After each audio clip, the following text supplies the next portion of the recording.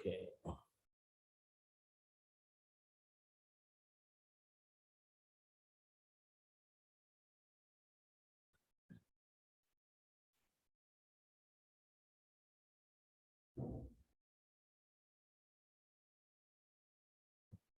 All right. So good afternoon. I hope you are able to uh, hear me.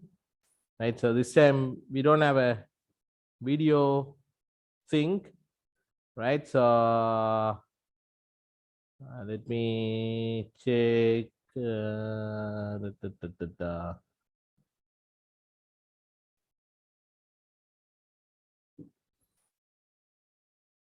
Zoom, zoom, zoom, zoom. Screen sharing.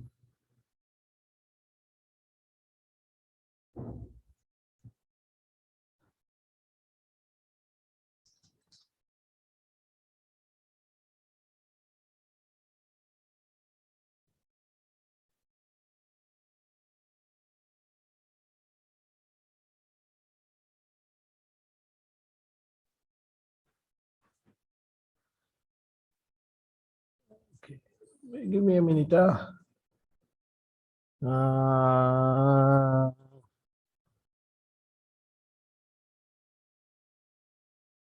okay, so we are fine. So let's start. Uh, uh, so if you have a issue or anything with hearing my voice or something, please message me. Right? Otherwise, I believe we should be able to do the teaching. Right? So as I mentioned, this time there is no video thing. The thing is, I am sharing the screen.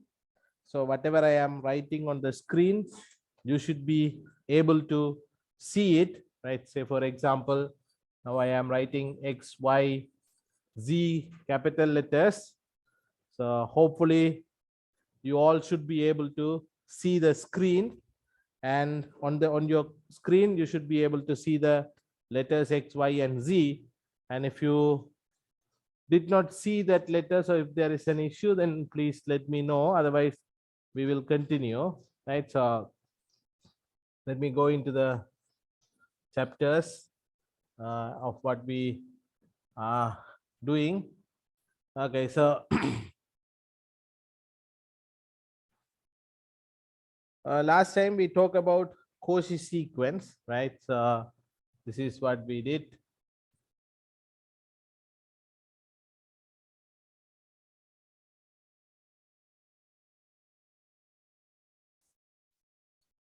Right. So we did talk about Cauchy sequences, right? And then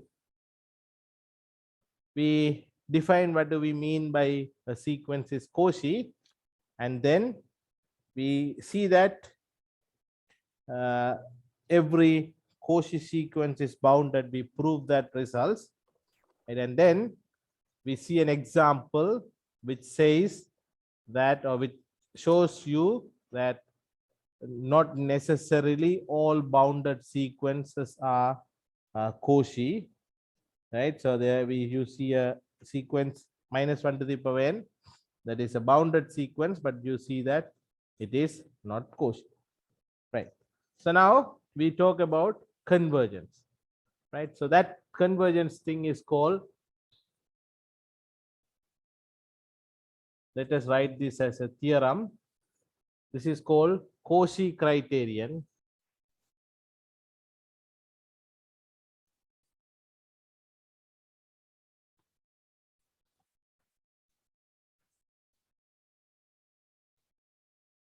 And so this thing is called Cauchy criterion. Right? So this is going to talk about convergence of the Cauchy sequence. Right? So let me write it down.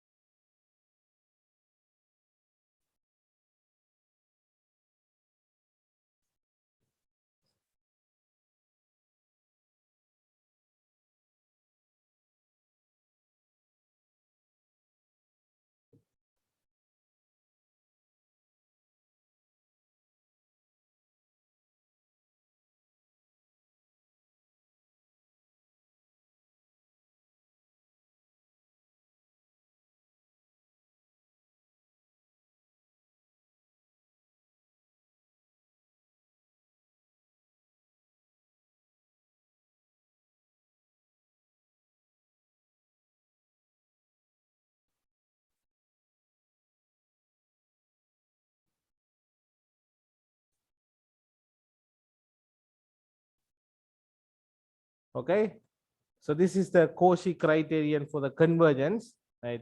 The sequence is convergent if and only if it is Cauchy, and that is true for real numbers only, right? So this is important. We are talking about sequence of real numbers, right? Not all sequences. We are talking about sequence of real numbers, and the sequence is Cauchy if and only if it is convergent, right? So we have to prove that there are two ways, there are two directions in this proof. One is assuming the sequence is Cauchy, you have to prove it is convergent, and then assuming the sequence is convergent, you have to prove that it is Cauchy, right? So we will do both one by one. Let me start a new page, right? So first, let us say, assume, or suppose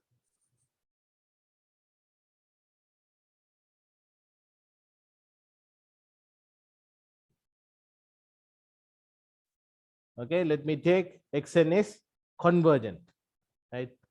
So if xn is convergent, right, then you know, so this gives me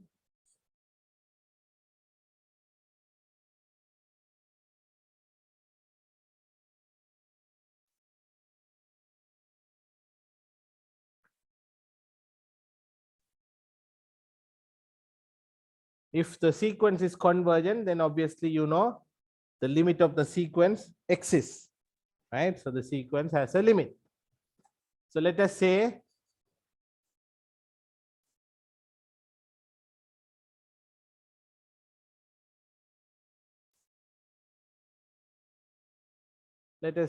L be the limit, right? So if L is the limit, right? Also,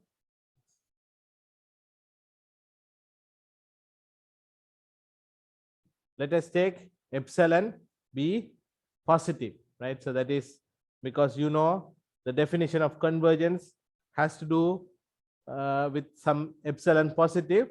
So let epsilon be positive, be an arbitrary value, right? So then because this limit is L, you know that there exists a natural number n such that xn minus L is less than, for convenience, let me write it down as epsilon over 2, right?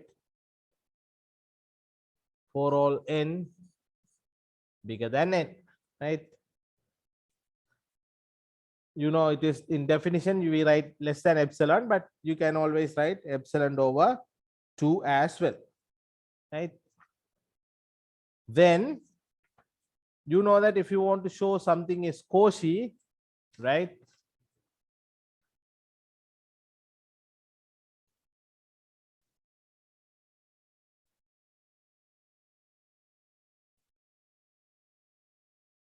So for all m comma n bigger than n, right? You know that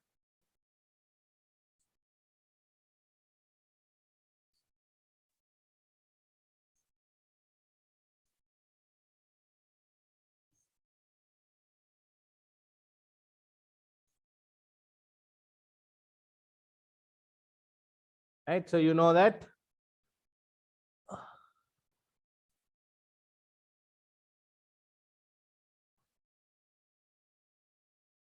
okay, so you know that xn minus L is also less than epsilon.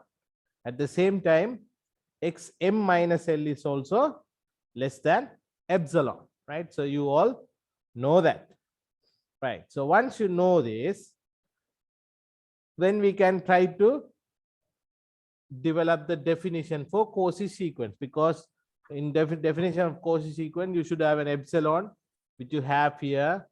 There exists n here, for all m comma n here.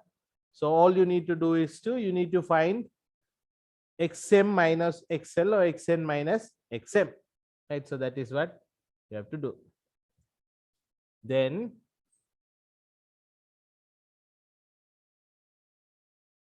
okay, then for all m comma n bigger than n,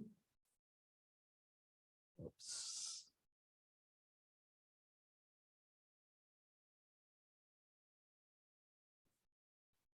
Then you can see xn minus xm, right? So this is basically xn minus L plus L minus xm, right? So you add and subtract an L here.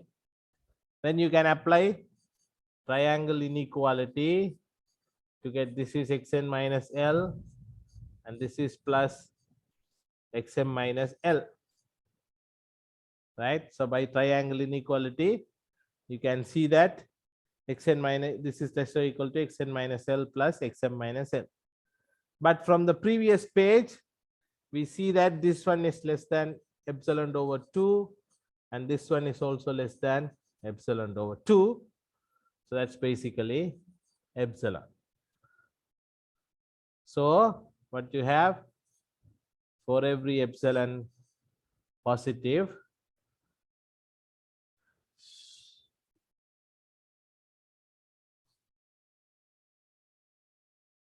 there exists n belongs to natural number such that absolute value xn minus xm less than epsilon for all m comma n bigger than n, right? So if you combine all of them, you get for every epsilon positive, there exists n such that xn minus xm is less than epsilon for all m, thus xn is Cauchy.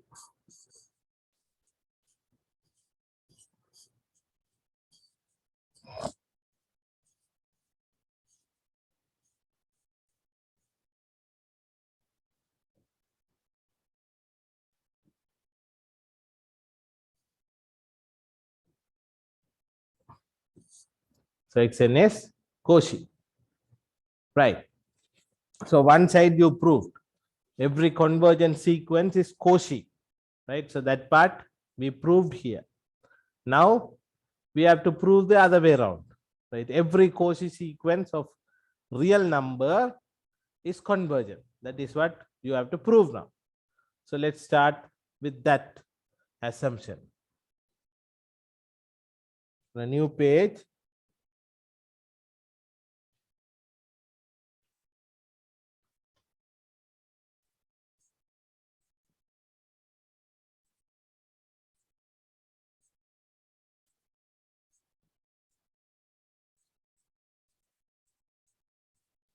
Okay, so suppose xn is Cauchy,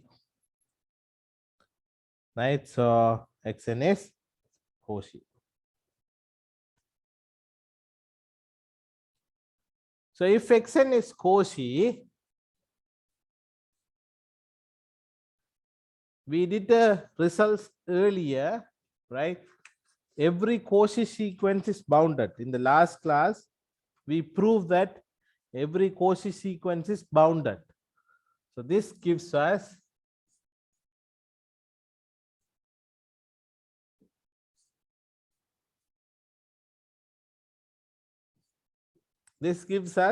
that the sequence xn is bounded because it is Cauchy, right? We proved this result already, so we can use it. But when it comes to bounded sequence, then we have another results about subsequence, that is called Bolzano-Weierstrass theorem, right?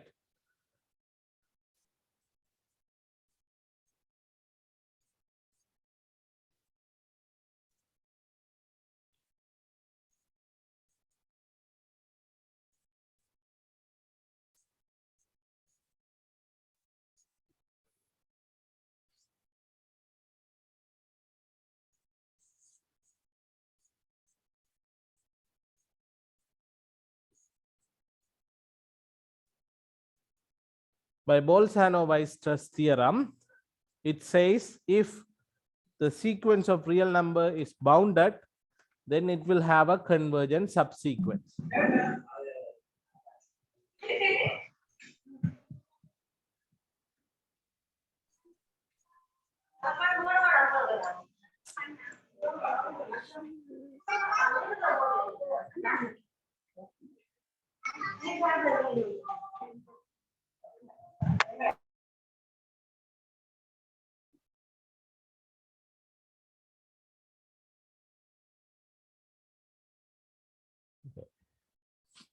So this has a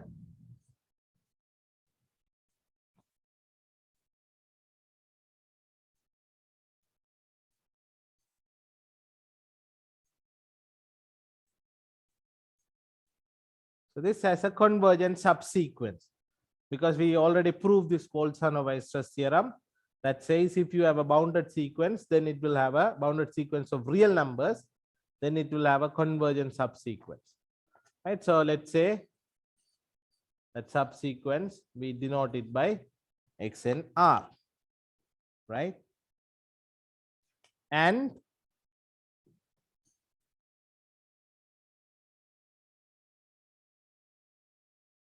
if it is convergent, then you know it has a limit, right?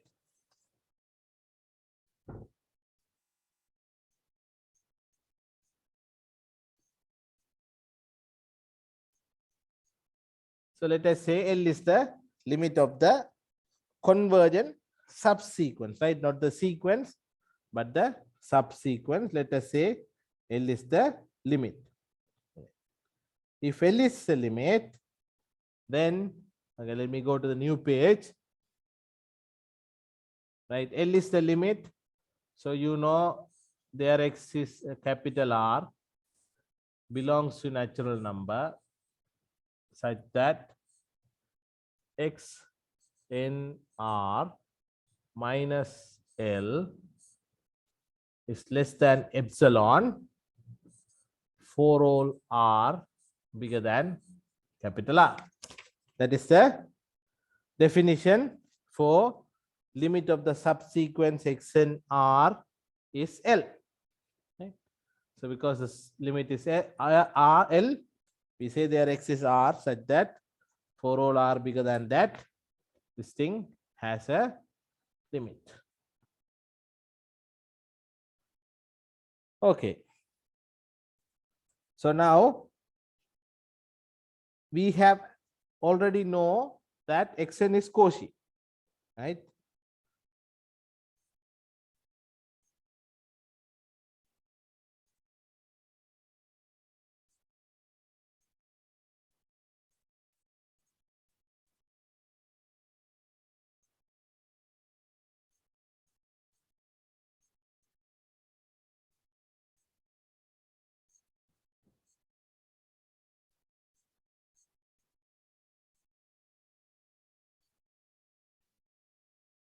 Okay, so let me again put epsilon over 2, epsilon over 2.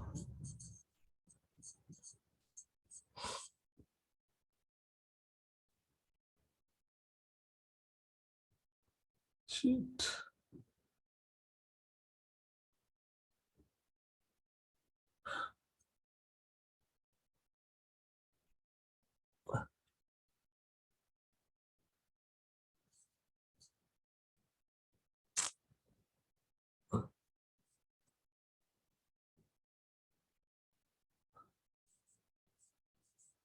Okay, so by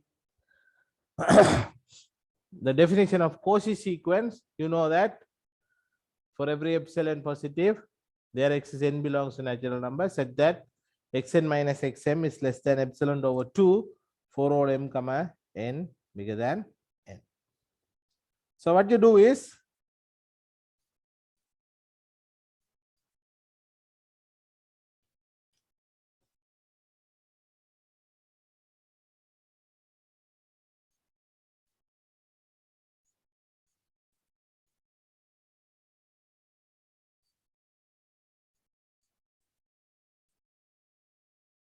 so let you take R1 be bigger than the maximum of capital R and capital N, right? So since R1 is bigger than maximum of this, you can see that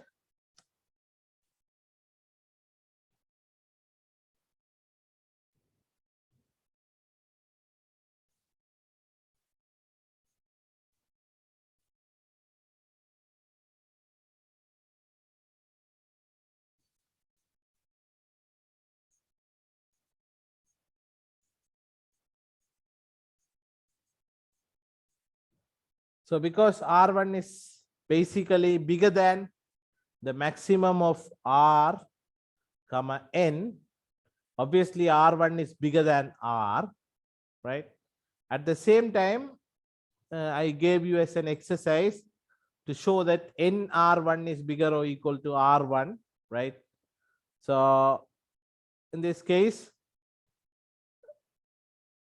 because all R1 is already bigger than R, so NR1 is also bigger than R. So what you have is this.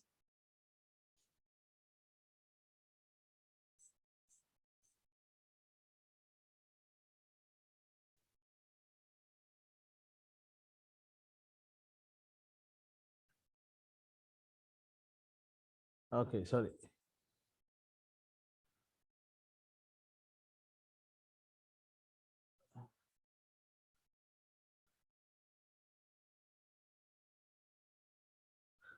At the same time, sorry, NR1 is bigger than R1, but R1 is also bigger than N as well, because R1 is bigger than maximum of R and N.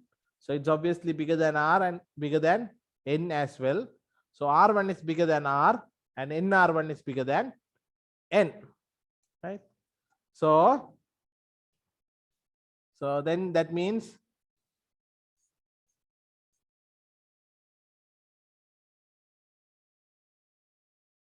okay, let me go to the next page. So this means I have these two results, right?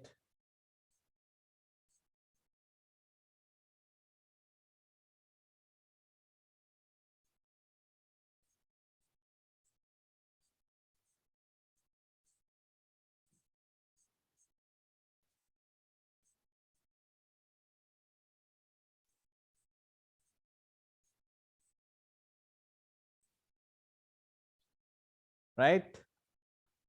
So obviously you will have these two results, right? Because the way you choose R1 as maximum as a value which is bigger than the maximum of R and N. So for that R1, xn R1 minus L is also less than epsilon, right? And also same time xn minus xn R1 will also be less than epsilon from the Cauchy condition, right? Then all you have to do is you have to find xn minus L. That is basically xn minus xn R1 plus xn R1 minus L. So you add and subtract xn R1 in the middle.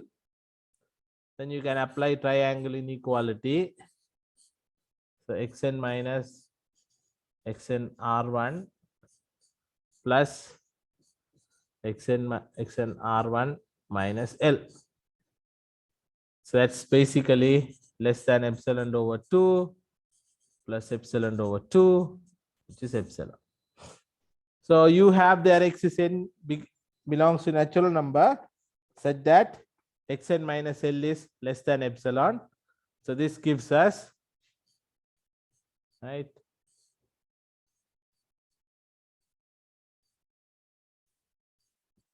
So this gives xn is convergent. Right, so this is how we prove that the sequence is convergent if and only if it is Cauchy, right? And that is true for only real numbers here, right? So we have to make sure that the sequence are real numbers. At least in your course, you will always have sequence from real numbers, so you don't need to worry too much about that. All you have to do is you have to see whether the sequence is Cauchy to guarantee the convergence. So if the sequence is convergent, then you can say it will be Cauchy, right? So now let's do a couple of examples where we use this theorem, right?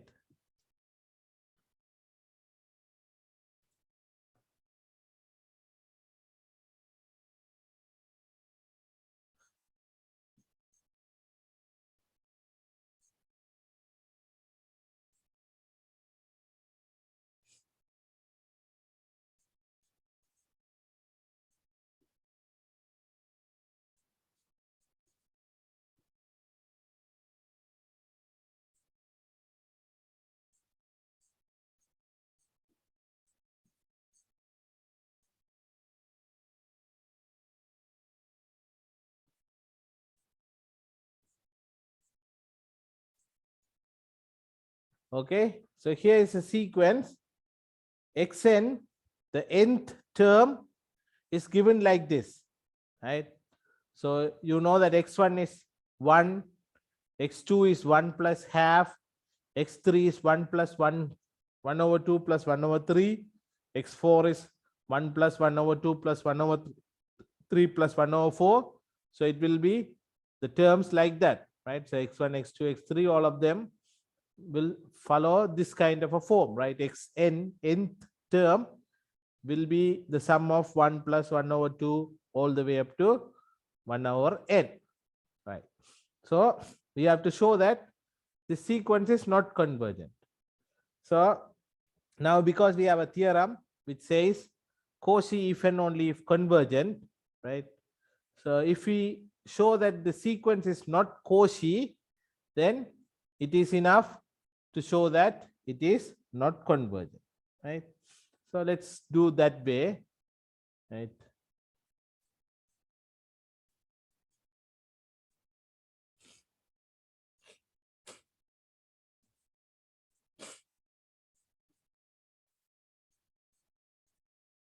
Okay, so let us assume that the sequence xn is Cauchy, right?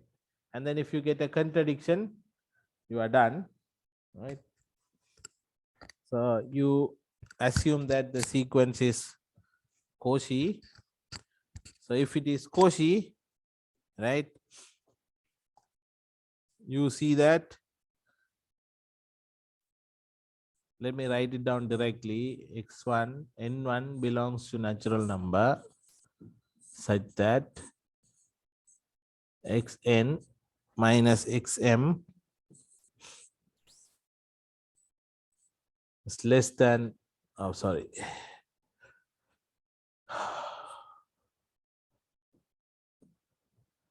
Less than half for all m comma n bigger than n1, right? So here I choose epsilon is equal to 1 over 2.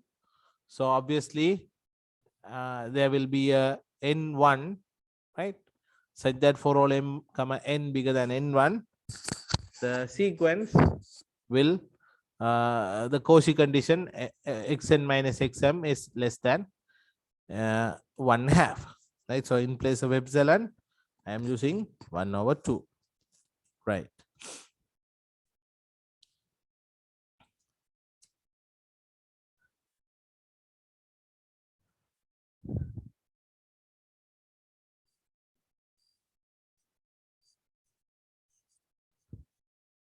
So n and m are two different numbers, right?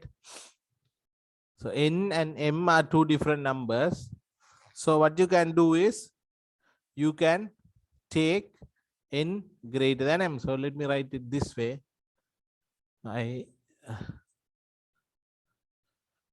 already introduced you.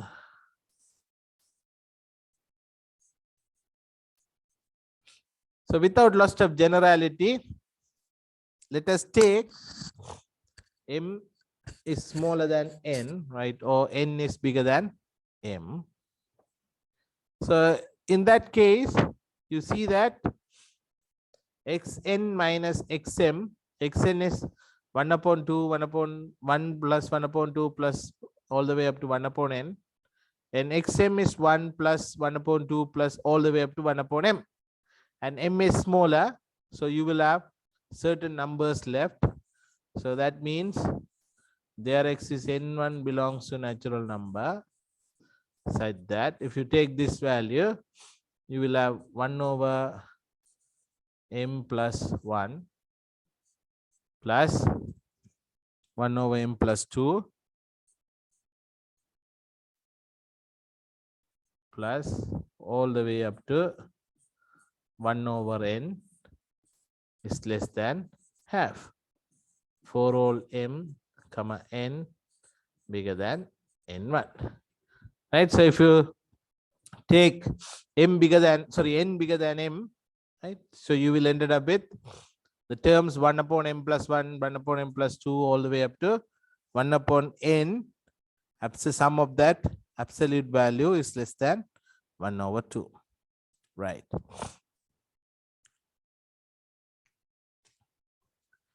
So now what I'm going to do is these are positive numbers.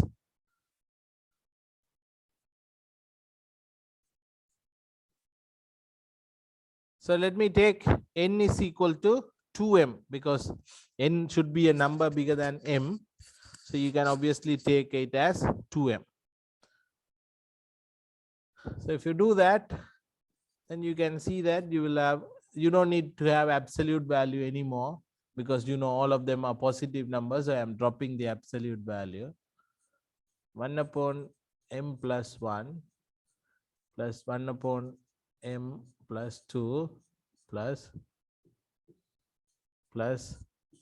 1 upon 2m is less than 1 upon 2, right? So you have this, right? 1 upon m plus 1 plus 1 upon m plus 2 plus all the way up to 1 upon 2m. But you already know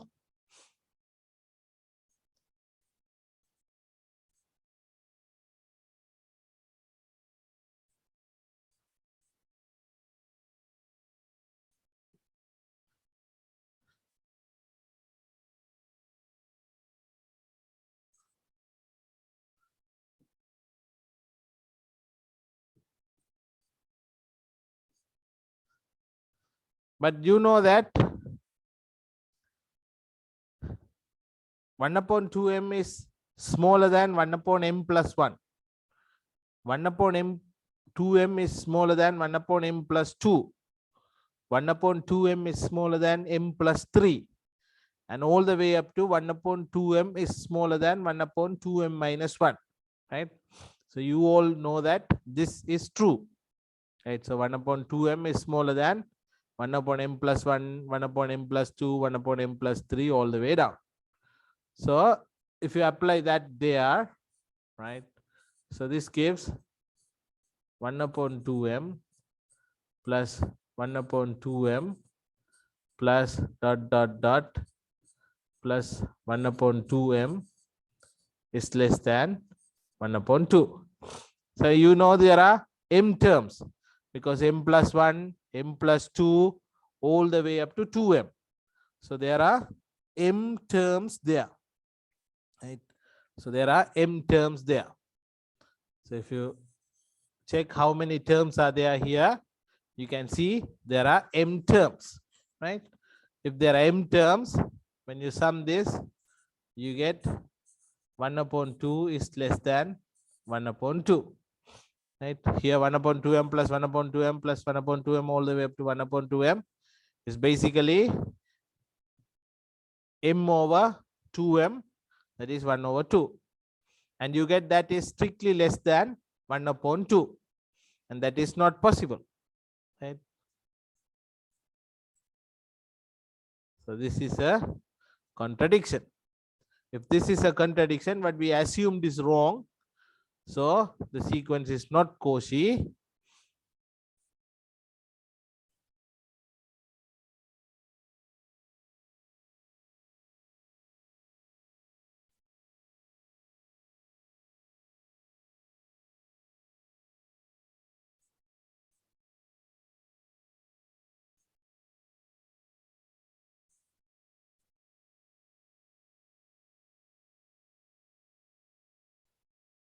Right? So the sequence is not Cauchy. Therefore, by Cauchy criterion for convergence, we can see that the sequence is not convergent as well. That is what they asked us to show. Right? They asked us to show that the sequence is not convergent. So by using the fact that it is not Cauchy, you can show that the sequence is not convergent. Right. So let me give you homework here in this corner.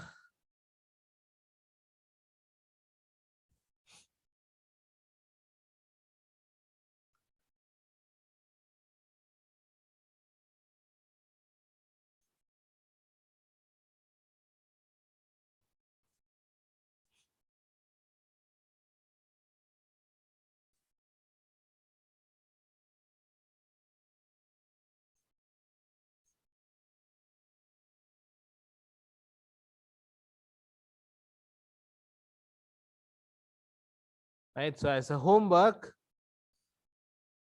you show that the sequence in the form n plus minus 1 to the power n over n is not Cauchy, right? So if they ask you to show not Cauchy, there are two ways to show that.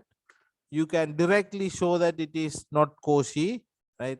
Assuming that it is Cauchy, you can get a contradiction, or you can show that the sequence is not convergent, and by using the criteria for convergent, you can say that it is not Cauchy, right? Both ways are possible. So I leave it as a homework for you to think about it and try on your own. So now next section, we are going to start a new concept. Is about a different type of limit.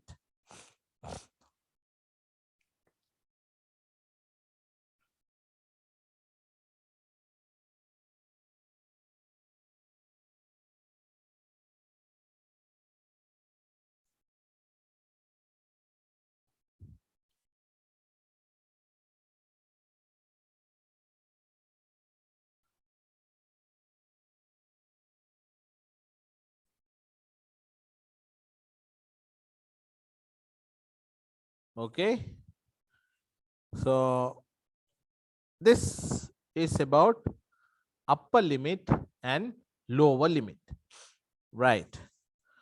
So here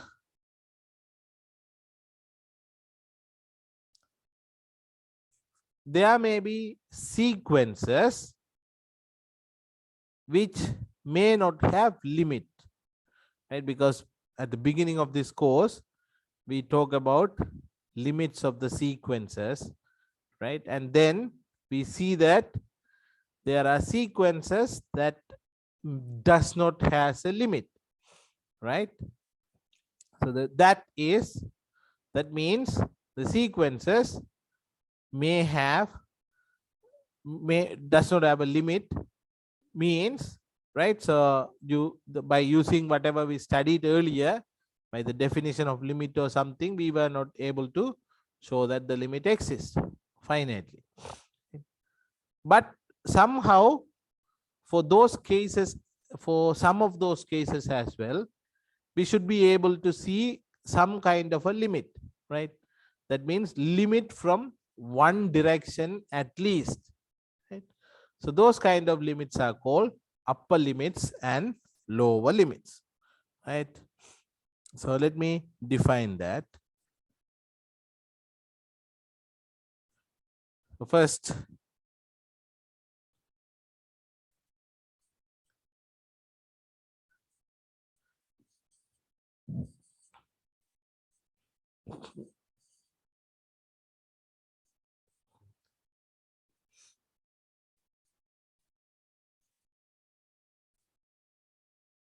right? So let Xn be a bounded sequence, right? So let us define a bounded sequence.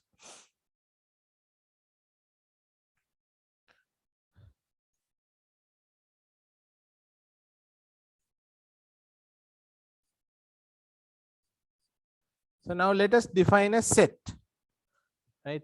AK be the terms from the sequence Xn, but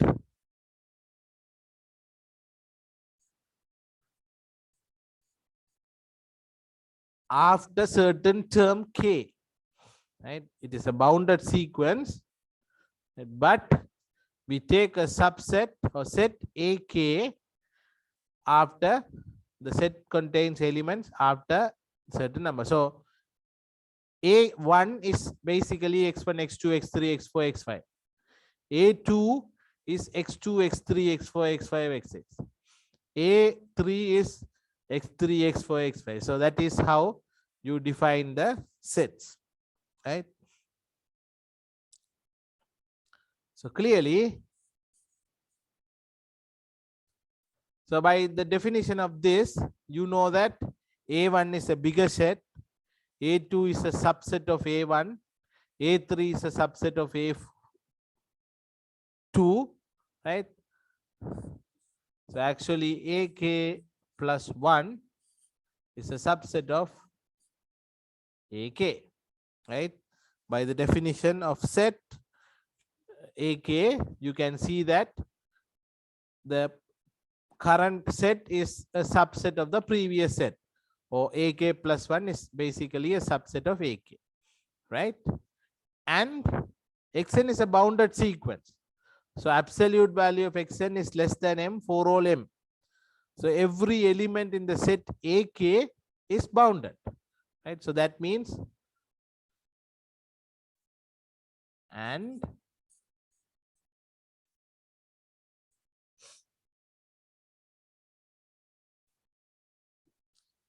the set AK is bounded for all K.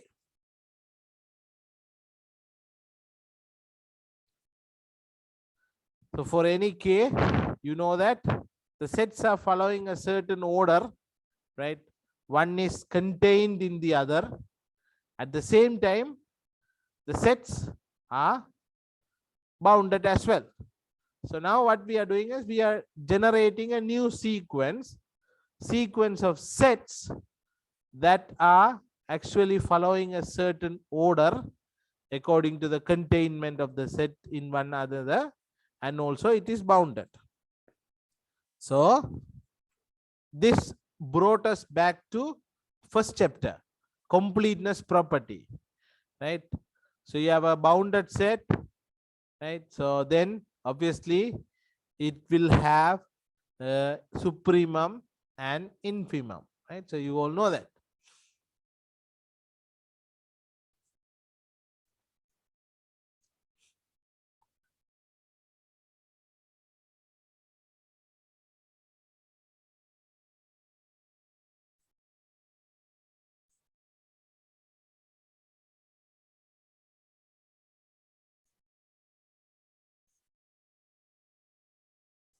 So supremum of AK and infimum of AK exists, right? So this is something you studied in chapter 1, right? Completeness property.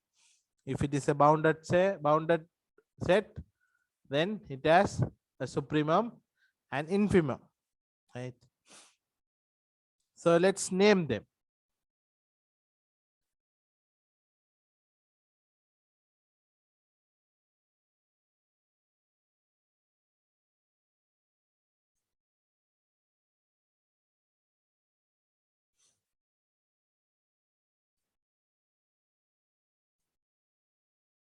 So what you do is you name them. Supremum of AK is capital MK and infimum of AK is small mk, right?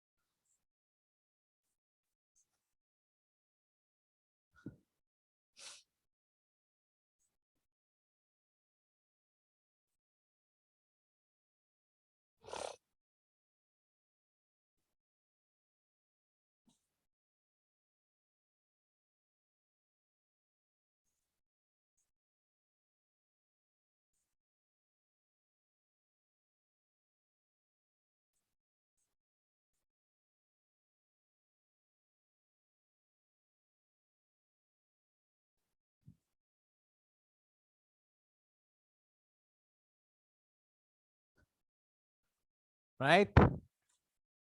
Now you define mk as the supremum of AK and small mk as the infimum of AK.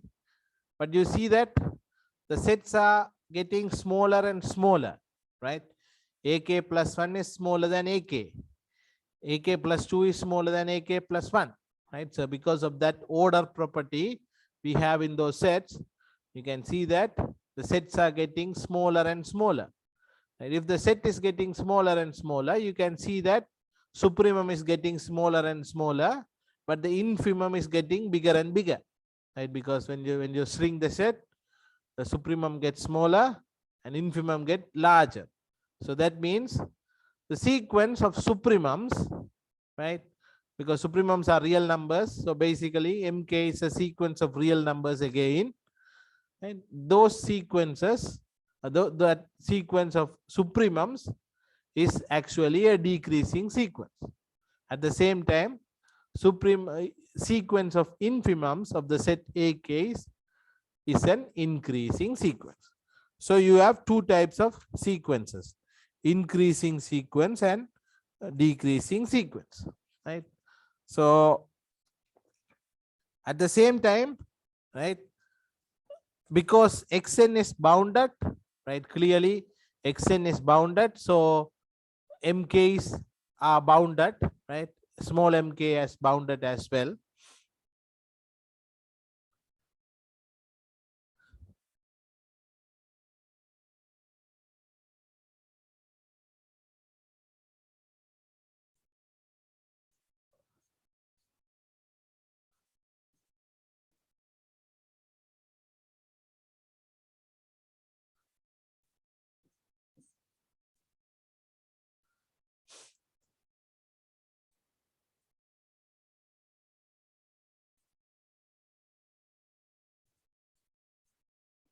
Because xk's are bounded, right, so you can see that because eventually the mk's are supremum of the sets that contains xk's as the elements, and small mk is basically the infimum of the sets that contains xk's as the elements, xn's as the elements.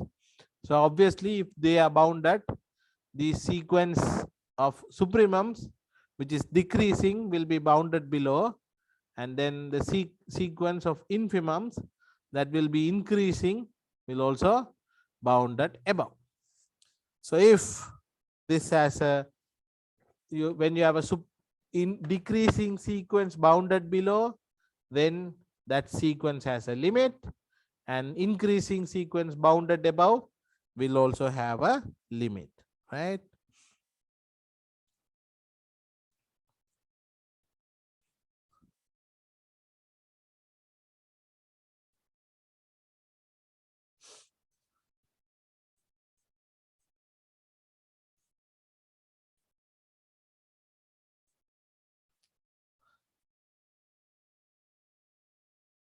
Sorry.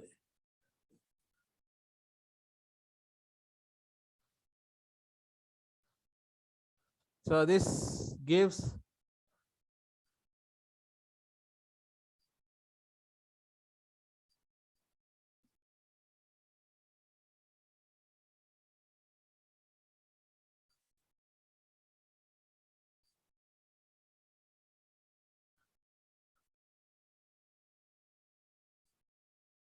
right, both of the sequences will have limits, right? Mk will have a limit and nk, small mk will also have a limit, right?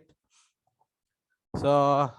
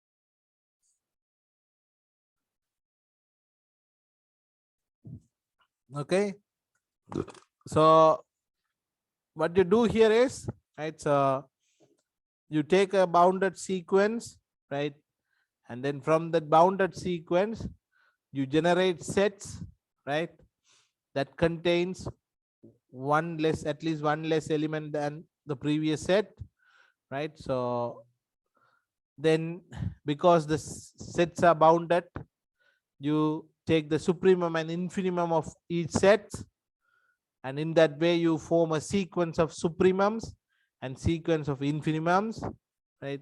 And sequence of supremums is monotonically decreasing and bounded below, so it will have a limit, and you call that limit as the upper limit of the sequence xn, and denoted by lim xn and a bar above, right?